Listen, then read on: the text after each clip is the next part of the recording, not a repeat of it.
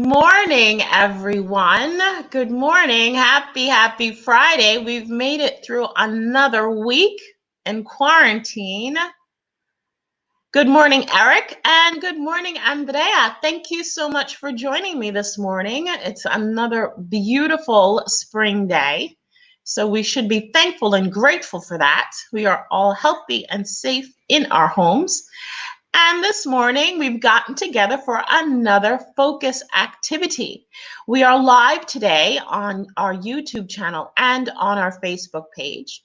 I want to thank everyone for tuning in this morning. My name is Jennifer, and I'm a teacher with English in the City, Prato. Good morning, Lily. How are you today? And how is everyone else? I'm so happy that you've decided to join me this morning for our focus activity. This has given us, these online focuses have given us the opportunity to interact a little bit, especially putting our English into practice so that we can stay in shape, linguistically speaking. So I want to thank everyone for joining me this morning. For those of you just tuning in, my name is Jennifer. I'm a teacher with English in the City, and we are live on YouTube and on Facebook this morning.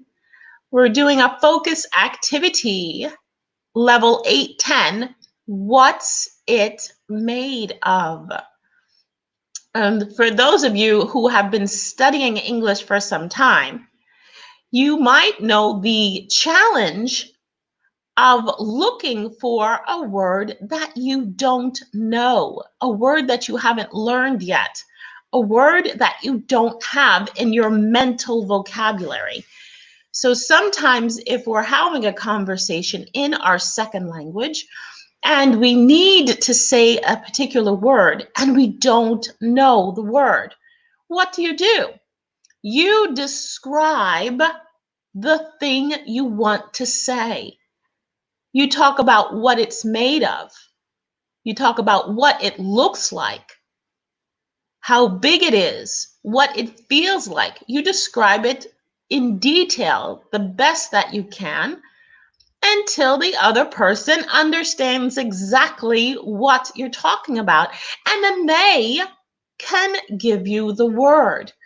This is a trick that a lot of language students use, because when you take on the challenge of learning a second language, you realize that sometimes you are speaking out of your level, out of your range, depending on where you are. And what helps you to make progress, what helps you to improve, is when you talk around your subject to the point that other people can give you the information you need.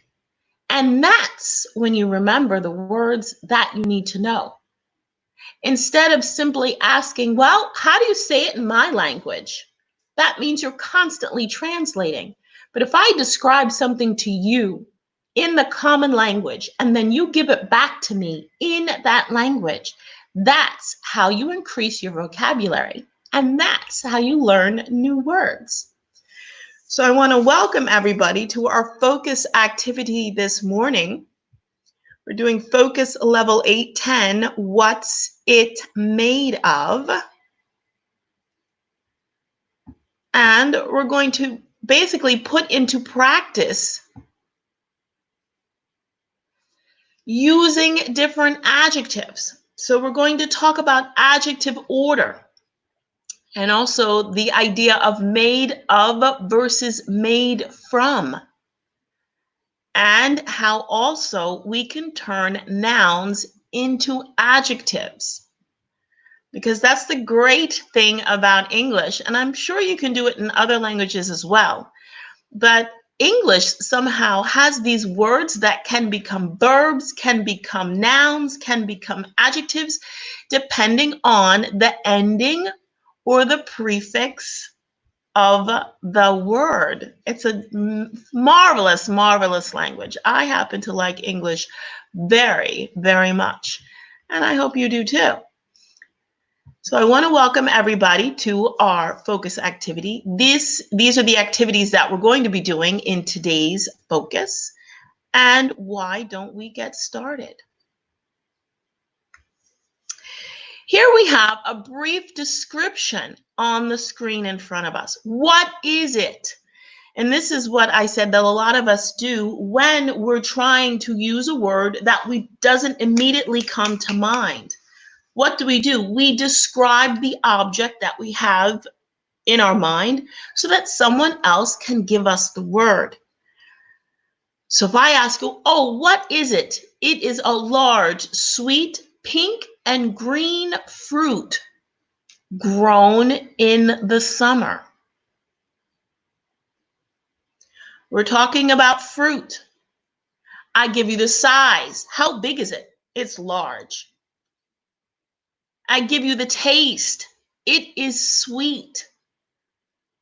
I give you the colors. It's pink and green. And I give you the season or the time. This is a fruit that you find in the summer. Looking through this or examining this definition, this description, what is it? I describe this fruit to you. It is a large, sweet, pink and green fruit grown in the summer. In your opinion, what fruit is it? Think of fruit that you eat in the summer. I know now globally you can get all kinds of fruit all year long, but once upon a time when every season had its fruit, you had your local fruit, not fruit from South America or fruit from Holland or fruit from Florida or fruit from Argentina. Watermelon, thank you very much, Lily. And Andrea, pink, a watermelon maybe, very good. And here we have it. Here we have the picture of the fruit. So if you're trying to describe this fruit to me, but you say, oh, I can't think of the name of the fruit. You describe it and I tell you it's a watermelon. Here we have.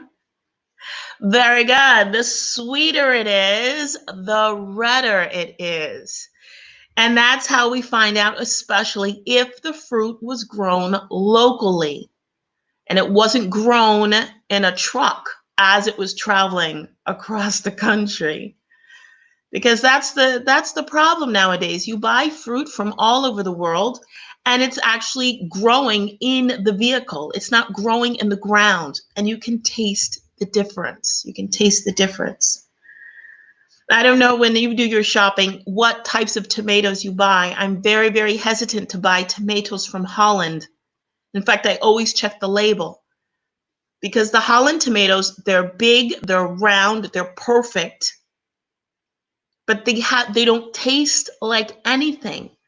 So I try to buy the tomatoes that are grown as close to my town as possible because those are the better tasting tomatoes. And the tomatoes change with the season. All right, here we have another description.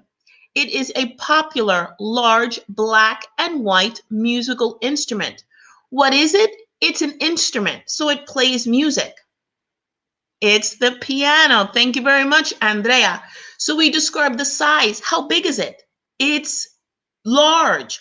What color is it? It's black and white. What does it do? It plays music. Thank you, Lily, and thank you, Andrea. We have the piano. Yes, I buy Italian food. All of the products that I buy, even the produce that's conserved, like even pasta, or even if I buy boxed milk, I do my best to check the label and make sure that it comes from here.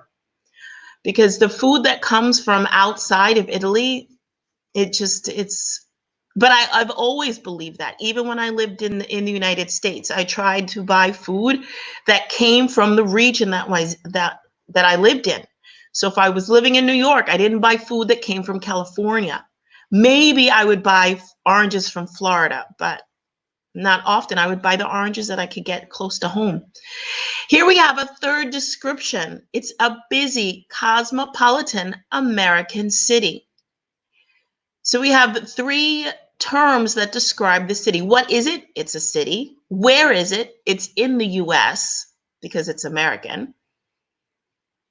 It's very busy, and it's very cosmopolitan. Now, there are several cosmopolitan cities in the US, but when we think of one of the cities that is most important for several reasons, not everybody loves the city, but I think most people agree that it is unique and it is one of a kind.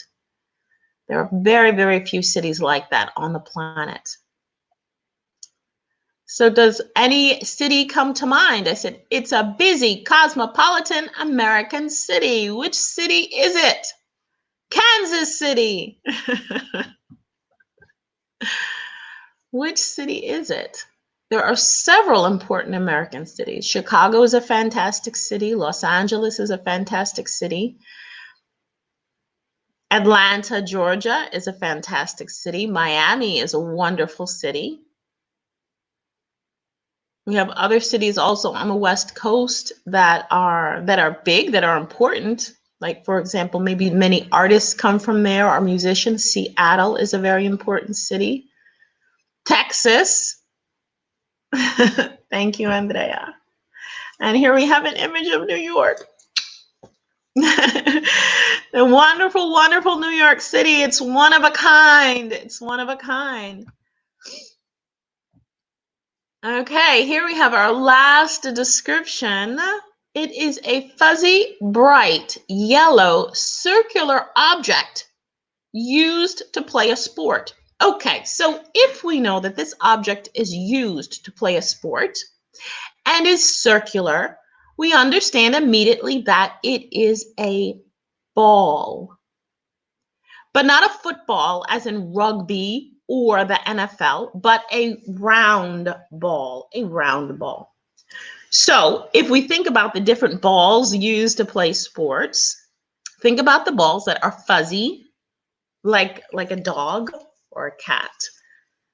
They're bright colored, so a fluorescent color, yellow, and we use it to play a sport. So think about different sports where we use round balls. I know, you see that's Times Square. I've seen several images recently of empty Times Square, and the first time I saw it, it made me cry because it's such, when you realize that the city is not the structures, the city is not the shops. The city is the people. It's the people who live there. That's what makes the city. Maybe some of you have also seen the images of Florence, the deserted streets in Florence. And yes, it's a beautiful city. Architecturally speaking, it's a beautiful city.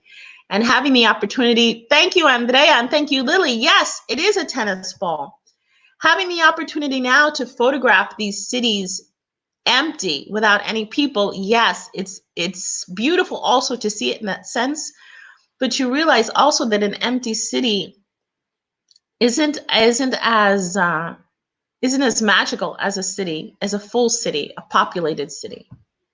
I prefer the cities with people, honestly. Now we're going to consider these two terms, made of and made from, because they're two different ideas.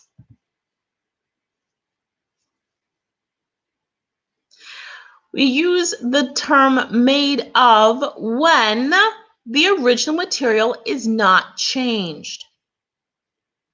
For example, this table is made of wood. You chop down a tree, you shape the material, the wood itself, until you build a table. And you make the top of the table, you make the legs of the table. And wood, we know, is a material that we can use to build houses, to build chairs, to build tables, to build bookcases, to build shelves. Wood is a fantastic material. But made from, on the other hand, is used when the original material is changed. And is changed significantly, and it becomes something else. For example, if we take the same wood, we can make paper, but paper is not wood. The material itself has been changed so much. that we actually have, we create something new. And here we have different examples. We have paper is made from wood. Wine isn't made from wine, it's made from a fruit. And here we have a dish, some kind of cake or something. So, especially in cooking, we put different ingredients together and we create something new. And that's the difference between, can you zoom the screen, please? Yes, let me do this. Can you see it now? I'm going to see if I can make it a little bit bigger. Hang on.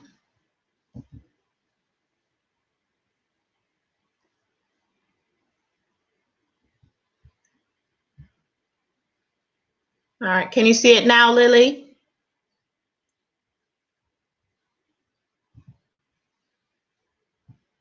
Actually, you know what I can do? If I take myself out,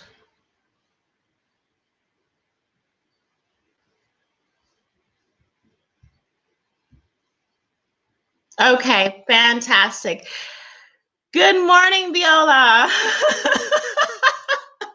Viola, are you taking English with us this morning?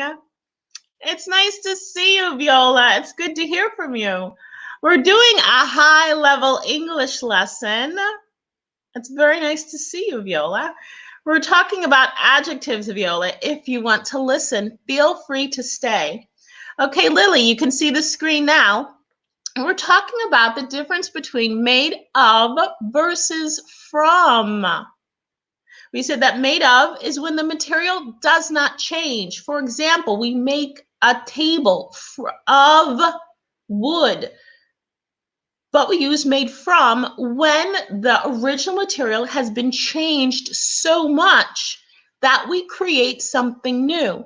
And here we have paper is made from wood. Wine is made from grapes. And here we have in the corner of the screen, we have a cake. So we know that when we cook, we change the material so much that we're using that we create something else. Okay, Lily, can I go ahead now?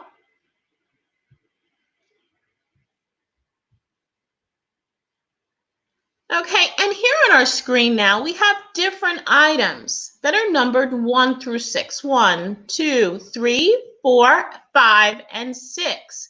We have different items, but we don't have the names of the items. We have the materials that they are or from. So we have to decide if these objects are made of or made from. What are the materials we're considering? Silver, cotton, oranges, wood, milk, and sand. So what are you going to do now? You're going to give me the number and tell me if it's made of or made from. Let me make sure that I can see everybody here. I need to see myself and I also need to see the comments. Okay. Is it made of or made from? So you're going to give me a number, for example, number 1, and then you tell me made of or made from. Here we have three utensils here. They're called utensils. And we use them to eat. We have a fork, a knife, and a spoon. A fork, a knife, and a spoon.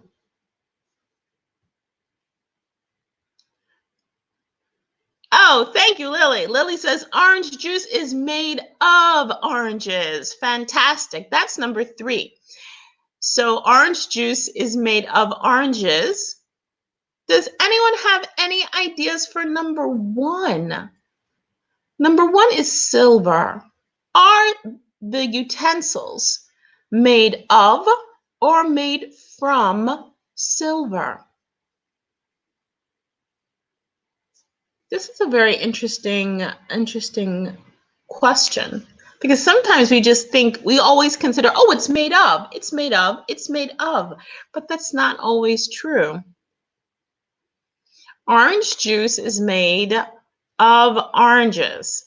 Okay, Lily, before we confirm your answer, silver, number 1, is made of. Thank you very much, Lily. So the fork, the knife, and the spoon are made of silver.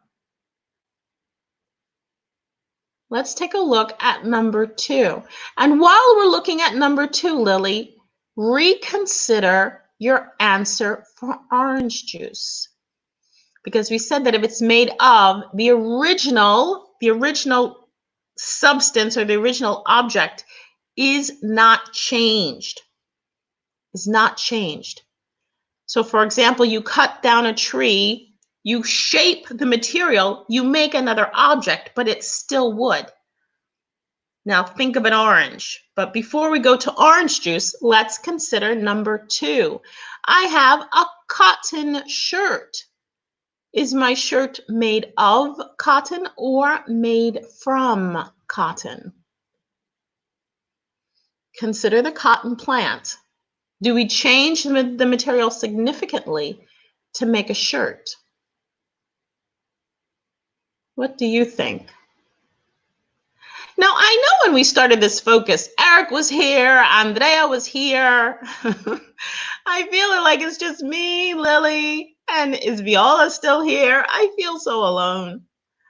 So taking into consideration number 2, a cotton shirt. If I have a cotton shirt, if I have a wool sweater, if I have linen pants,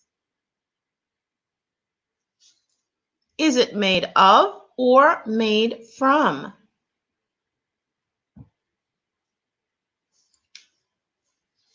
Thank you, Lily. Thank you, Lily. However, cotton, it says the shirt is made of cotton. I would have thought it was made from also.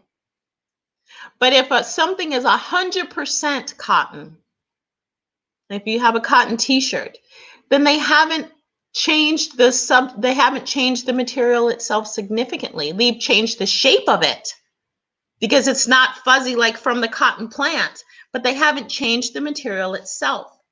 The same way silver, if you find silver in its natural state, it doesn't look like a fork. But if you melt it down and you reshape it, you can make a fork. If you take cotton off the plant, you can shape it, you can wash it out and change it so that you can make a shirt. Andrea says, it's a dilemma. It's a dilemma. Well, it's certainly challenging. It's certainly mentally challenging. It gives us a little bit of mental exercise. Now we're up to number 3. Lily said that orange juice is made of oranges. See, I'm playing the devil's advocate here. Do you know what that means? I'm not taking either side. So I'm going to give you reasons why it could be made of, and I'll also give you reasons why it might be made from, and to see what you think. Lily said that orange juice is made of oranges. So we've seen that the silver utensils are made of, the cotton shirt is made of, the oranges are made from. Because we've actually taken a part of the orange. We haven't taken the whole orange. I know, isn't that interesting? Because I was actually thinking exactly like you, Lily. I said, oh, orange juice is made of oranges. But actually, no, if we chop up the orange, the whole orange itself with the orange peel and the pulp and everything, we don't get orange juice. We have to pull the juice out of the orange. Let's take a look at number 4. We already went over a table being made of wood. So we know that a chair is also made of wood. We're going up to number 5 now. We see cheese, different types of cheese. Cheese, number 4, thank you, Lily. Number 4 is made of. because wood is a fantastic material. It's a fantastic, you can do so many things with wood. You can do so many things with wood. Because we saw that you can make furniture, you can make houses, you can also use wood to warm the space that you live in because you can burn it. 5 is made of, from. A lot of times, Lily, food products are made from. Because if we think about milk, we take a part of the milk to make cheese. The same way we take a part of the orange to have orange juice. But we take all of the wood to make a chair. But we change the wood to make paper. We take all of the cotton to make a shirt, the same way we take the silver to make a fork, a knife, or a spoon. And here we have a vase. And the material is sand. So we're up to number 6. We see here the item here is a vase, but the material is sand. Now, if on the other hand we had an image of a sand castle, then we know that a sand castle is made of sand. But if I show you a glass, if I show you a glass vase or a drinking glass or a wine glass, then in that case, it's no longer made of sand, but made from sand. So we see here that sometimes it's not as obvious as we think, but we need to remember the original material. Or have we changed it so much to make something new?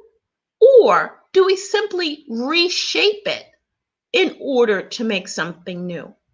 And we see that in the cases where we have made of silver utensils, a cotton shirt made of, a wooden chair made of, the material itself hasn't been altered. It's simply been reshaped.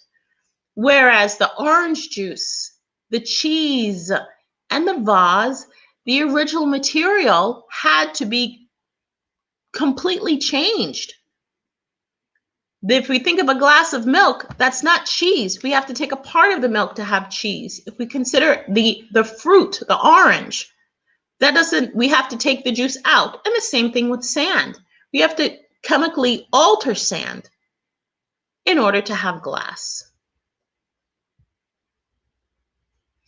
Now we're going to make adjectives. As I said before in the beginning of the focus, sometimes a noun is a noun, and sometimes a noun is an adjective. How do we make adjectives from nouns? Here we have a list of nouns: wood, gold, silk, rubber, color, art, style, and value.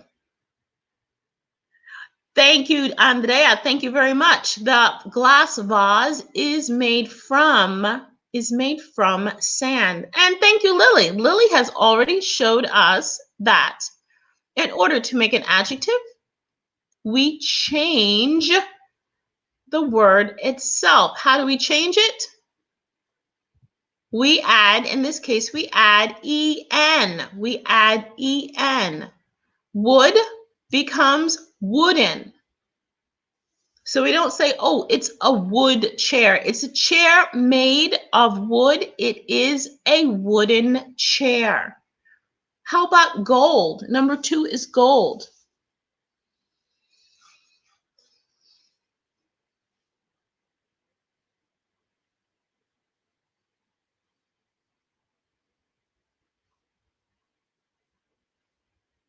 How about gold? And gold as well, to make it an adjective, we add en. So wood becomes wooden, gold becomes golden. How about silk? Does it become silken? Thank you, Lily, for answers 1 and 2. How about silk? Does it become silken? So we have a bracelet made of gold.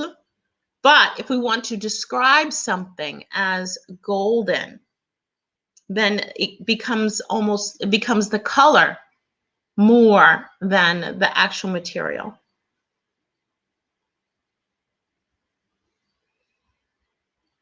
How about silk? What should we add to the word silk to make it an adjective? Silky. Very good, Lily. So in this case, we don't add en, but we add y. Silk becomes silky. And we realize that when we use the word silky, it could mean anything. It could have a sound, a silky sound. It could feel silky to your hands, meaning it's smooth, very smooth, almost slippery. So silky refers to the texture more than the material. Rubber becomes rubbery. Thank you, Andrea. So here we've entered into the nouns where we don't add en, but we add a y. And we're going to start to see a certain type of pattern. Very good, Lily. Rubber becomes rubbery. So the material is rubber, but if something is rubbery, it can also refer to meat. If you cook meat too long, it becomes rubbery in the sense that you can't chew it. The same way you can't chew rubber. Color becomes colorful. Thank you very much, Andrea. Good job. So now we've seen that there are 3 different types of endings for nouns when we want to make them adjectives. Thank you, Lily. We have the ending en, wooden, golden. We have the ending y, silky, rubbery. And we have the ending full, colorful. And Lily has already given us number 6, artistic. Artistic. And that's a completely different ending. And stylish. Thank you very much, Lily. You are good at this. And value.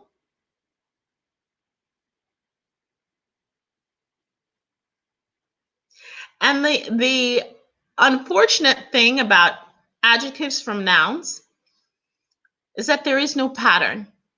You can't say, oh, with some nouns you add the en, with other nouns you add the y, with some nouns you add the full, some, the stick, others, the ish.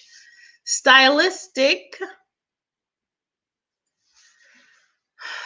stylish, stylistic. Honestly, I've never heard of the word stylistic. If there is the word stylistic, I'm going to look it up. It may have a completely different meaning. Whereas if we are referring to someone who has a sense of style, then they are stylish. If something is stylistic, I'm going to look that up, Andrea. And colored.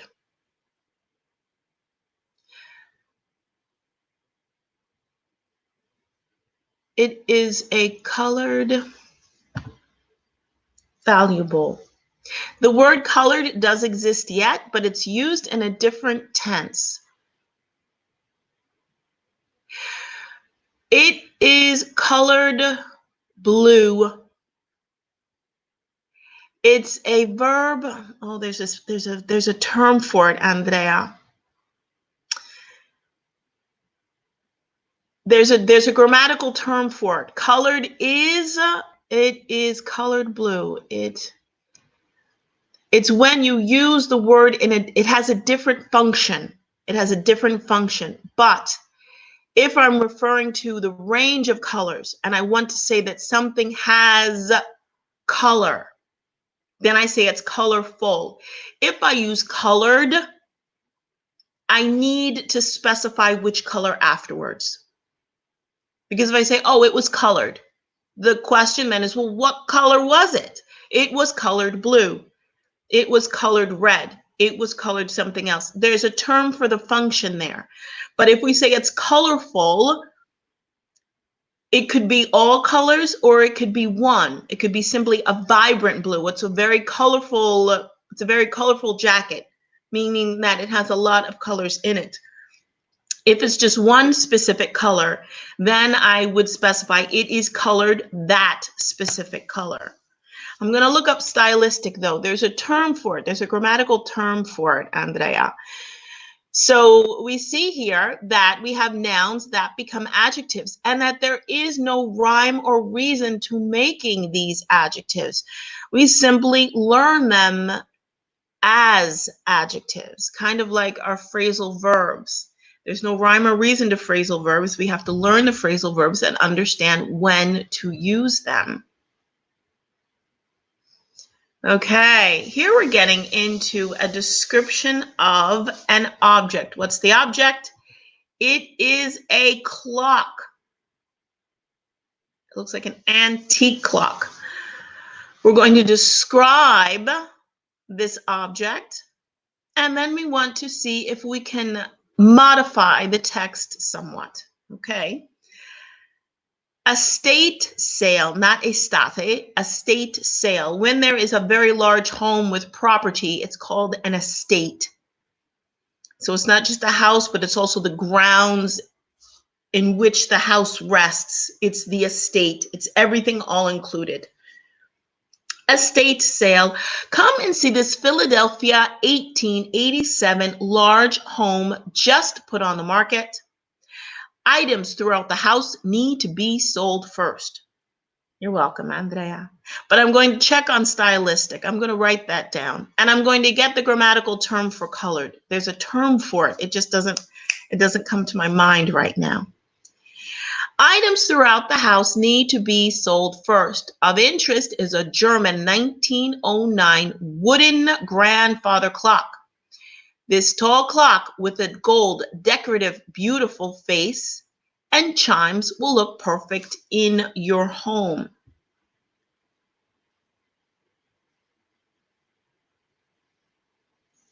Okay, looking through this text, and does everyone know what an heirloom is? What's an heirloom? It's not actually in here. Describing a family heirloom. It's in the title. What's an heirloom? Heirloom in this sense, the H is silent. The H is silent. It's not a heirloom, it's an heirloom. An heirloom is an object that is passed on from generation to generation. If my grandmother has a chair, she gives it to her daughter, my mother, and then my mother gives it to me. This chair goes from my grandmother to my mother to me. It is an heirloom. And a lot of times antique furniture can be heirlooms in the sense that they're passed from one generation to another. If I give an object to my brother or my sister, that's not an heirloom.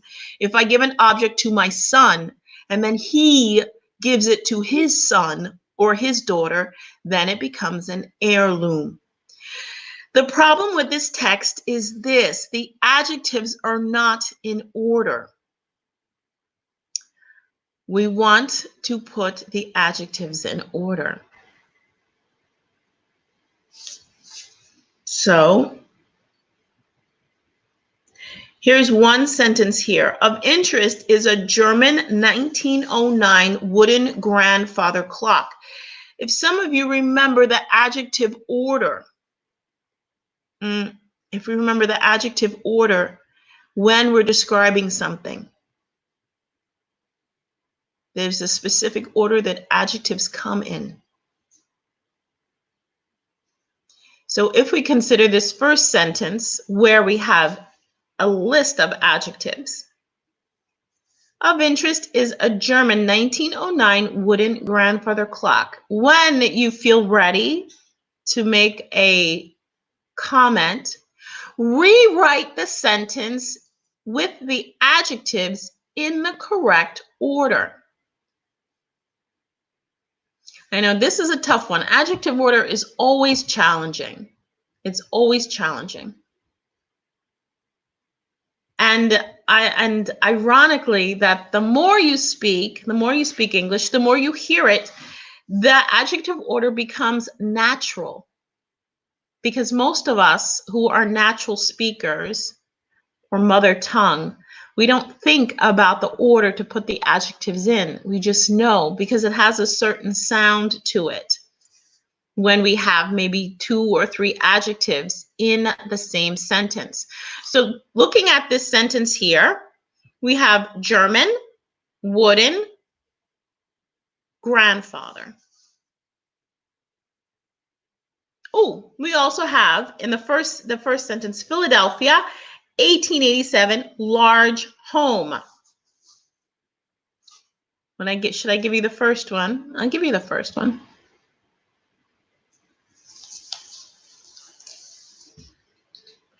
This is the first description we have in our text. Is it in the correct order, or would you change the order of the adjectives?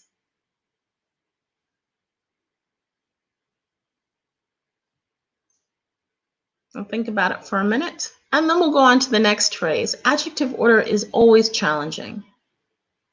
You can also say, you know what? It sounds fine to me. I wouldn't change a thing. In this case, it was pretty easy. All we had to do was flip-flop the description. Come see this large 1887 Philadelphia home. And this also gives us a hint for the next description, which is this one. We have German, 1909, wooden. Would anyone like to attempt to put the adjectives in the correct order? Thank you very much, Lily. Thank you very much. Lily said 1887 large, but we see in fact that large comes first. Because if I remember correctly, in adjective order, the first adjective is opinion.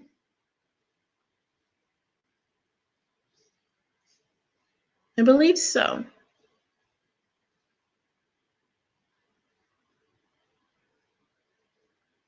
The adjective order is the opinion. So if I see something, I'm going to have to check that out because you see, I don't even always remember the adjective order. Let's take a look at the next description, German 1909 wooden. Now, from the first description, we see that the year comes before the origin. So we have the date and the origin, the date and the origin. And here we have, thank you very much, Andrea. Andrea also said a large 1887 Philadelphia home. And we see also that in the next description, it is 1909 German wooden. Because wooden is the material. Large is the size. If I were to have my opinion, for example, if I think that this family heirloom is beautiful, then that would go before large. For example, come and see this beautiful large 1887 Philadelphia home. Beautiful is my opinion. Large is the size. 1887 is the date. And Philadelphia is the... Very good, Andrea. Andrea also agrees with me, and he says that it's 1909 German wooden. 1909 being the date, German being the origin, and wooden being the material. Let's see if we have one more description in this text. Gold, decorative, beautiful. I'm going to leave this one up to you. Let's see if you can explain to me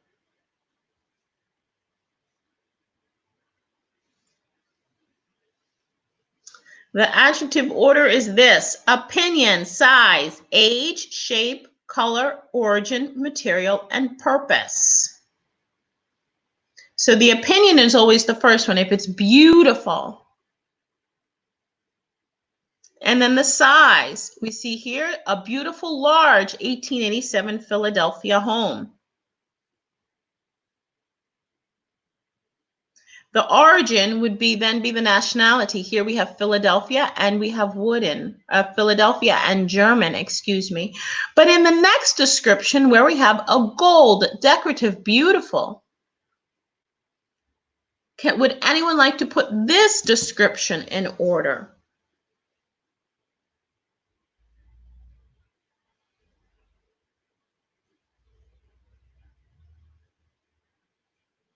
Decorative would be I believe, the function or the purpose.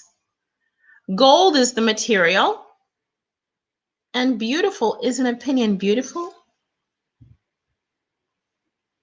Very good, Lily. Excellent. A beautiful decorative gold face and chimes will look beautiful in your home. So this is the correct order of the adjectives in these descriptions of the text. And here I'm going to show you the actual order of adjectives.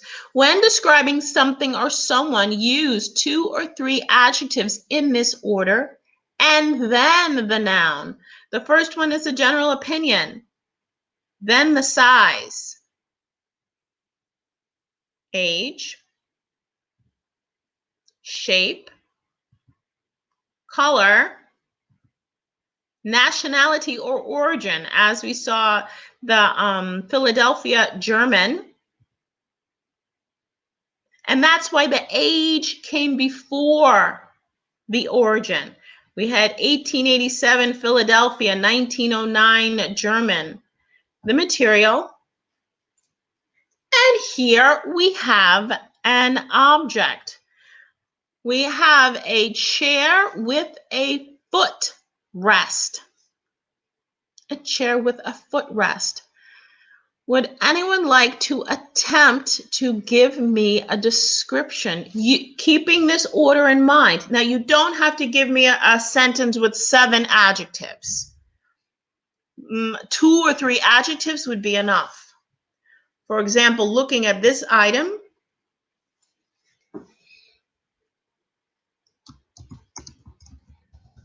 modern.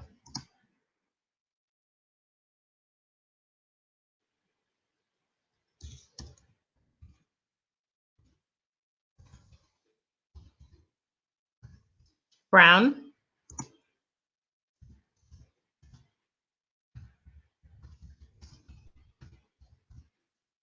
A modern brown and wooden chair.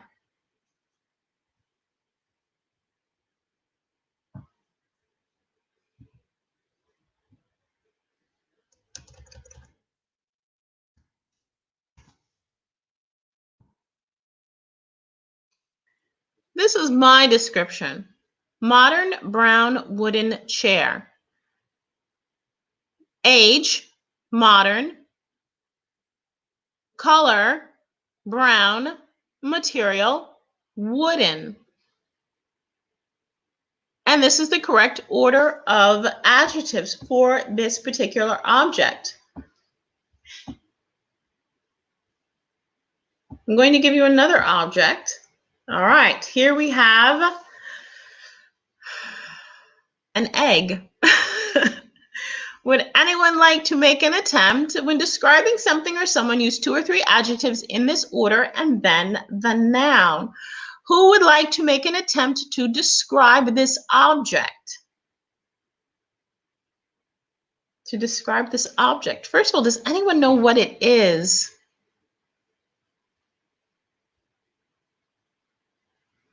And then give me a brief description of it, putting the adjectives in the correct order. Think about the color. Think about the material. Think about the origin, where it's from. And also consider your opinion. Is it beautiful? Is it ugly? Is it fascinating? Would anyone like to make an attempt to describe this object? There's another object afterwards that I think we can put on the screen if no one wants to attempt this one.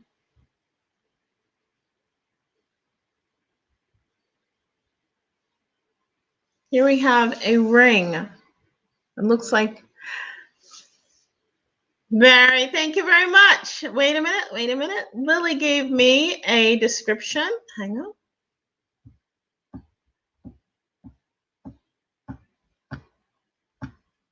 Here we have our adjective order, the chair.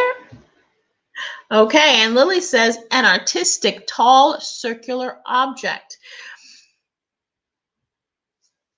Very good. Lily has artistic, what I assume would be your opinion. Tall is size, shape is circular. This is Lily's description of this object. Thank you very much. An artistic, tall, circular object.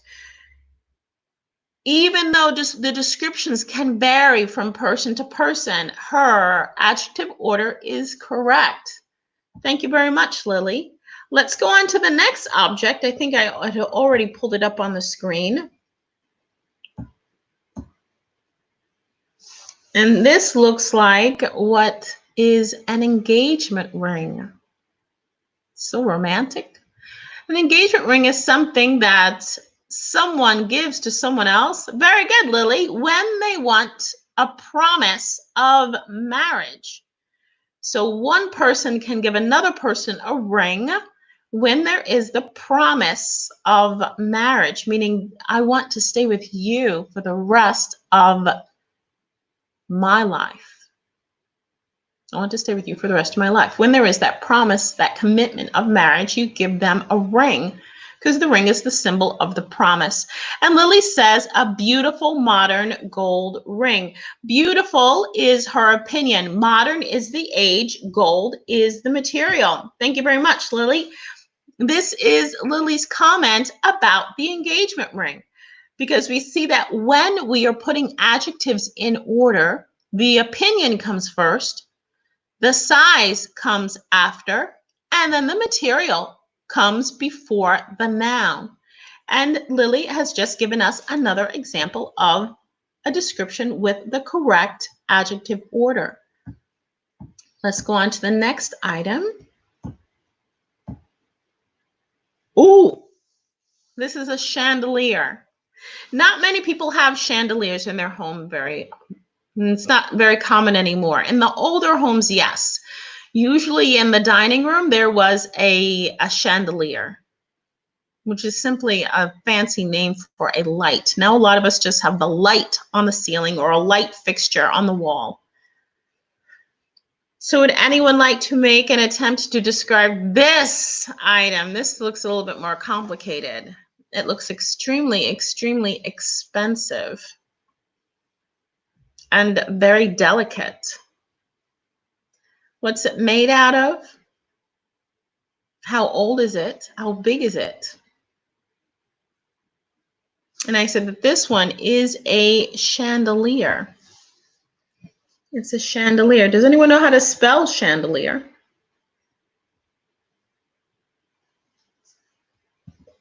I'll give you the word chandelier. Chandelier.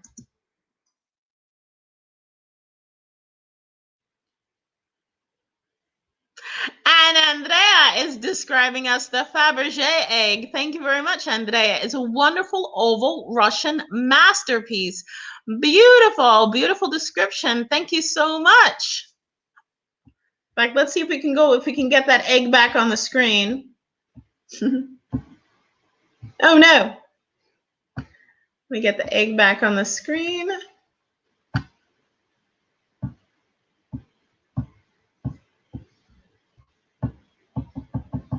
Where is the egg? The Faberge egg. Thank you very much, Andrea. Andrea gave us a beautiful description of our egg. The Faberge egg is a wonderful oval Russian masterpiece. Okay, masterpiece in this sense, he doesn't say egg. He says masterpiece in this sense is the noun. Russian is the origin. Oval is the shape. Wonderful is the opinion. So his description, a wonderful oval Russian masterpiece, and he has all his adjectives in the correct order. Thank you very much, Andrea. So I think we came up to chandelier. Were we up to chandelier?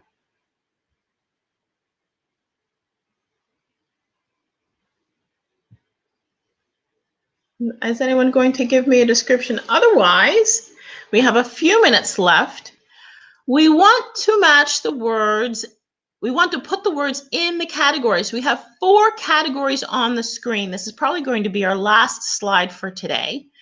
The 4 categories are style and quality, size, color, and material. How are we going to do this? We want to take the words, these 2 lists of words here, and we want to put them in the correct category. So we see here that I've taken pale and I've put it in the color category. What does that mean? It means that you give me the word and the category. So in this sense, I'll give you another example. Golden then is material. You give me the word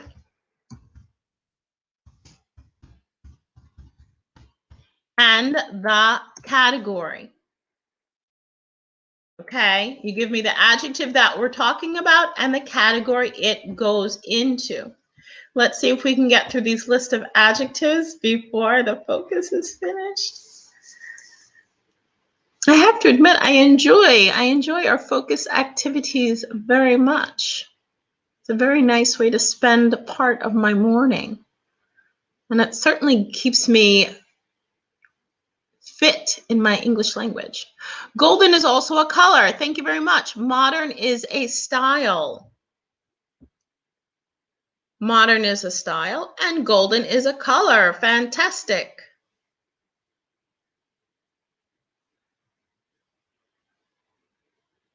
Yes, you can say that golden is also a color, Lily. I absolutely agree. Even though in this case we put golden under material, meaning it's made from gold. But if we talk about an actual color or a pigment, then golden is color. Wooden is material. Modern is style, and miniature is size. Very good. Miniature is smaller than small. We're up to bright now. If something is bright, bright also describes a personality or a smile. Someone can have a bright smile or a bright personality. But in this case, if we're describing an object, we say, okay, the object is extremely bright.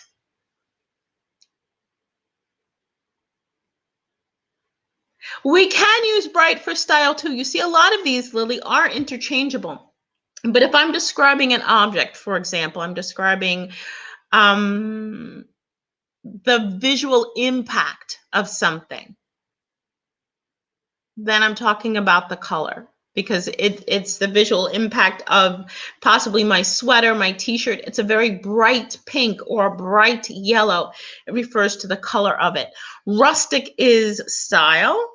Thank you, Lily. And huge is size. We're up to classical. Classical. If someone I just gave it to you. If someone dresses in a classical way. Classical also refers to music. And classical isn't always clothing. It could also be furniture.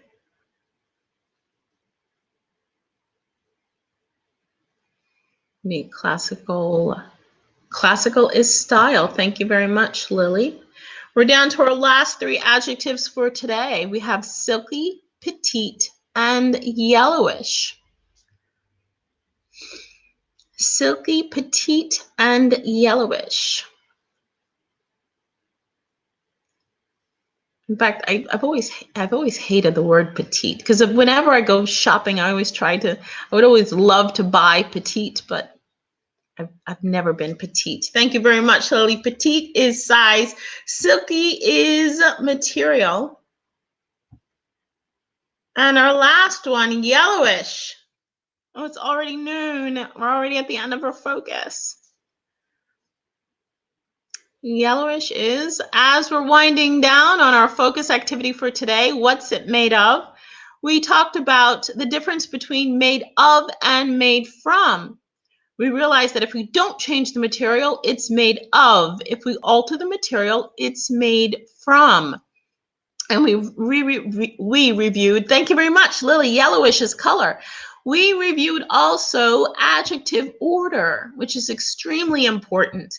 And we realized that a lot of times this adjective order we recognize by the sound of the words, the order that the words come in, we recognize the sound more than the grammar explanation of the order that they are. But it is a good idea to remember the adjective order. So when we're writing, we have an idea of the order that the adjectives need to go in. Listen, this has been a fantastic, also a very stimulating focus activity. I want to thank everyone for joining me this morning. Does anyone have any questions before we sign up for today?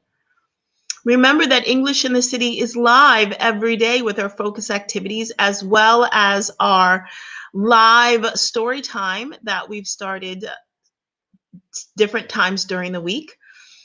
So this is my last activity for today, but I'm sure that there are other focus activities this afternoon for those of you who... Andrea, thank you, Eric. Thank you, everybody, for tuning in today. I want you to have a wonderful day. Thank you so much for joining me, and have a great weekend. And I'll see you back here next week. Okay, if there are no other questions, then have a great day, and I'll see you next time.